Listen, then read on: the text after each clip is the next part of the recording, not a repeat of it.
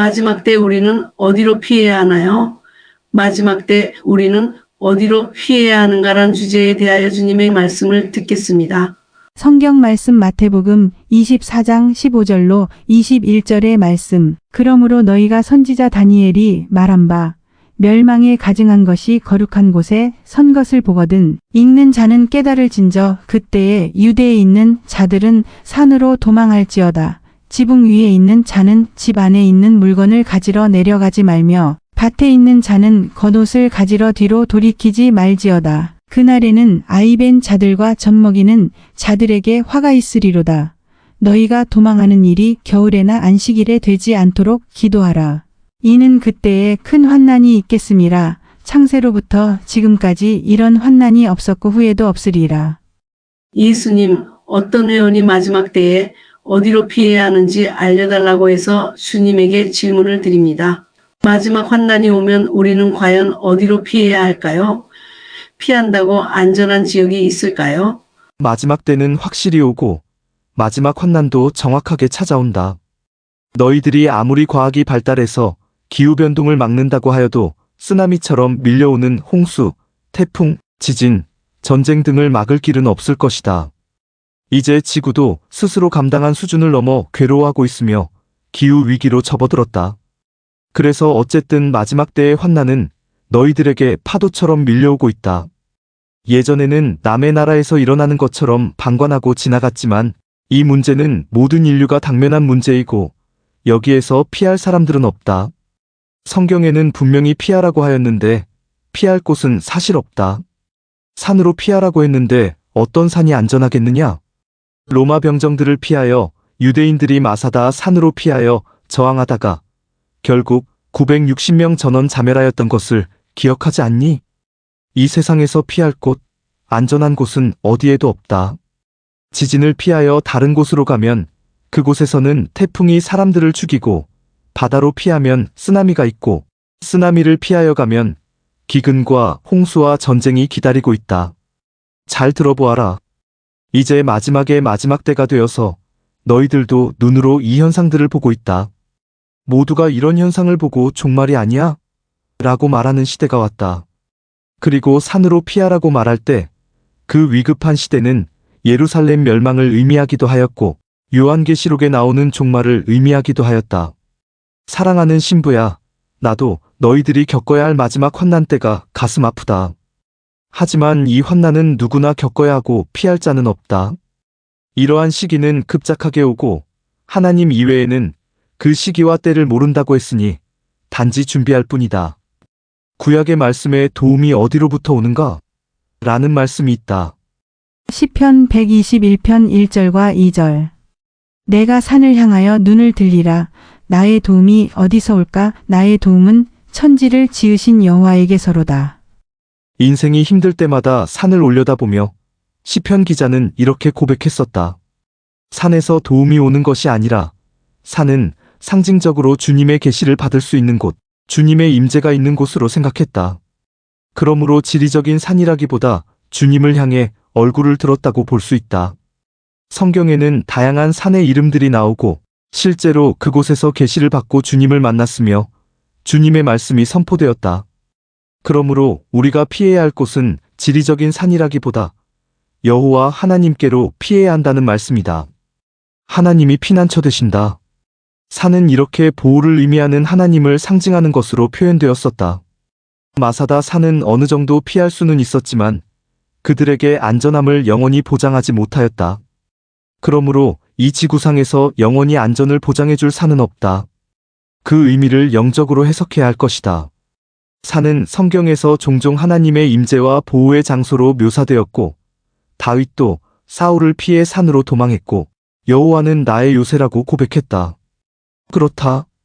피할 곳은 주님 품뿐이 없다. 이제 너희는 숨는다든지 피한다든지 해서 이를 해결할 수 없다. 이 뜻은 하나님과의 관계를 회복하고 거룩함을 지키는 삶으로 돌아가라는 말씀이다. 마지막 때는 안전한 장소가 필요한 것이 아니라 하나님께로 피하는 삶이 요구된다.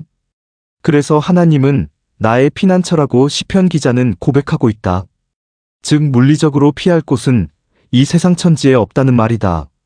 내가 말했듯이 종말의 환난을 피할 자가 없다. 마지막 때의 환난 속에서 인간적인 노력으로 피할 길이 없고 양식을 준비한다고 해도 그것도 한계가 있다.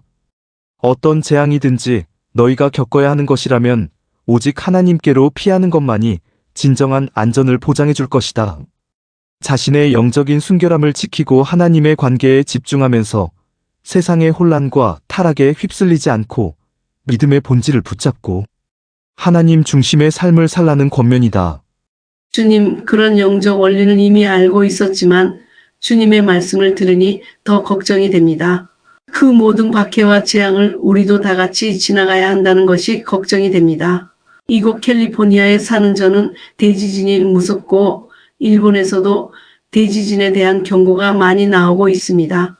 이런 것들은 모두 우리가 피할 길은 없군요. 물리적이고 육체적으로 피할 길은 없다. 그 자리에서 일어나는 재난은 모두가 본인들이 겪게 된다.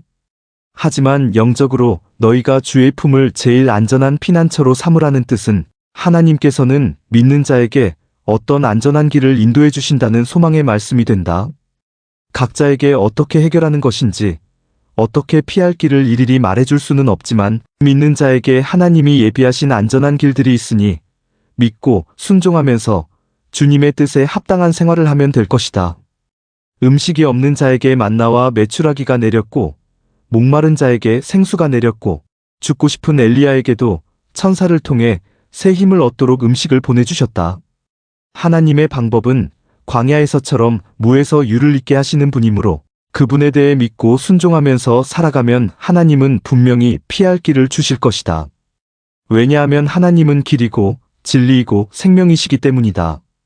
이 말씀은 인간적인 노력이나 해결책을 구하지 말고 주님과의 관계를 회복하고 그분을 신뢰하고 나아가면 모든 인생의 길이 열린다는 것을 뜻한다. 하나님이 너희에 대한 계획이 왜 없겠느냐? 하나님이 너희에게 안전한 길을 인도하지 못할 정도로 무능력한 분이신가? 성경에서도 환난의 고통을 덜하게 하신다고 하였는데 하나님의 지혜가 너희와 다르니 너의 잔머리 굴려서 문제를 해결하려고 하지 말고 모든 문제를 하나님께로 들고 나오도록 하라. 하나님은 절대 너희를 배신하지 않을 것이고 신실한 신부들을 보호하실 것이다. 그리고 도둑과 같이 가장 중요한 보물인 너희들을 데리고 가시려고 준비하실 것이다. 그렇다면 주님이 미리 오셔서 신부들을 데리고 가셔서 환난을 피하시게 해주시겠다는 뜻인지요? 환난 전에 휴거된다고 믿는 분들은 그것으로 위로를 삼고 열심히 신부 수업을 하고 있어요. 돌아가신 어느 감리교 목사님에게 이런 말을 들었어요. 나는 환난 전 휴거로 들림을 받아서 이 환난을 피하는 것이 인생의 마지막 목표다.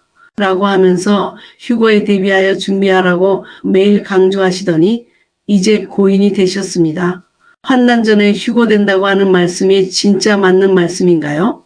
휴거를 2번 아니면 서너 번 있다고 말하고 있는데 너희들에게 휴거는 한 번만 있을 것이다. 유대교의 결혼 풍습을 생각해 보아라. 그것은 이스라엘과 나와 결혼하는 것을 상징적으로 보여주고 있다. 일단 결혼하고 서약서를 나누고 난 후 남편은 고향에 돌아가 신부를 맞이할 맨션을 준비한다. 그리고 준비가 되면 아버지의 허락을 받고 신부를 찾으러 온다. 만약 그 신랑이 2번 온다고 생각하면 어떤 일이 벌어지겠니? 유대 결혼 풍습이 실제로 나의 재림을 예표하고 있다. 신랑이 2번 와야 하는 이유가 있다고 생각하니? 맨션이 준비되어 신부를 데리러 오는데 왜 2번 와야 하니? 그리고 신부들도 환난을 피하는 것이 아니라 넉넉히 이기도록 사랑의 기름 부음을 부어줄 것이다. 너희가 결혼해서 무슨 힘든 일이 생기면 부부가 함께 이겨나가지 그 순간을 피하려고 아내와 남편이 도망가면 되겠느냐? 정말로 사랑하는 자는 그 위기에 사랑이 드러나는 것이 아니니 사랑은 모든 두려움을 이기도록 한다. 휴거가 1번이든지 2번이든 3번이든 그 횟수가 문제가 아니라 환난을 피하고 싶은 것이 너희들의 마음이 아니니? 그래서 위안을 받으려고 2번 휴거를 말하고 있는 것이라면 마음의 준비가 덜 된 성도라고 본다. 그런 사람은 휴거나 3번이라도 10번이라도 구원받지 못할 것이다. 왜 일어나지도 않은 일에 대하여 그렇게 걱정만 하느냐? 마치 욥처럼 마음의 두려움으로 가득 차서 이런 일이 일어나면 어떠할까 걱정부터 하는데 사랑하는 신부야, 이런 걱정은 사단이 주는 것이다. 너희들은 단지 오늘 지금 이 자리에서 행복하게 살아라. 하나님과 교제하면서 그분이 기뻐하고 영광 돌리는 생활을 삶에서 보여드려라. 오지도 않은 환난부터 걱정하면서 피할 길만 생각하고 있다면 그것이 정말 사랑일까? 믿는 것일까? 어느 때도 두려워하지 말고 하나님을 의뢰하는 자들을 주님이 피난처가 되어주신다고 했는데 그 말씀은 믿지 않고 미리부터 겁을 먹고 피할 길만 찾고 있구나. 오직 하나님만이 피난처이시다. 지리적으로, 물리적으로, 인간적으로 피할 곳은 이 세상 어디에도 없다. 어디나 지뢰밭이다. 이곳을 피하면 저곳에서 당할 것이고 기근을 피하여 다른 곳으로 가면 그곳에서 회오리 바람에 휩쓸려 죽게 될 것이다. 지진을 피하여 다른 곳에 가면 그곳에서 화산의 유황불에 타 죽을 것이다. 죽음을 생각하고 피하려고 하는 자에게는 어디에나 죽음이 기다리고 있고 나를 사랑하고 나와 함께 넉넉히 사랑으로 이기려고 하는 자들은 어디에서도 안전할 것이다. 피하려고 한다고 되는 문제가 아니다. 근본적인 구원이 무엇이며 그 구원의 주체자가 누구이며 이 모든 환난과 재앙을 다스리는 분이 누구인가를 깨달아라. 피하면 피할수록 더욱 수렁에 빠질 것이다. 갑자기 오는 환난이라 마지막 때를 위하여 오늘 충분히 기름을 준비하는 날로 삼아라. 그러한 자들에게는 환난이 스스로 알아서 피하여 갈 것이다. 환난을 피하려고 도망가는 자들, 환난을 두려워하는 자에게는 언제나 환난이 덮치려고 따라다닐 것이다. 마치 개를 보고 무서워 도망가면 그 개가 끝까지 따라오지만 개와 맞서고 두려워하지 않으면 개는 꼬리를 내리고 피해가는 것과도 같다. 사단은 약한 자에게 강하고 강한 자에게 약한 자이다. 여호와 하나님만이 피난처이시고 보호해 주시고 도움을 주실 수 있는 분이라는 것을 알아야 한다. 너희 신앙의 중심을 확실히 잡아야 한다는 것이다.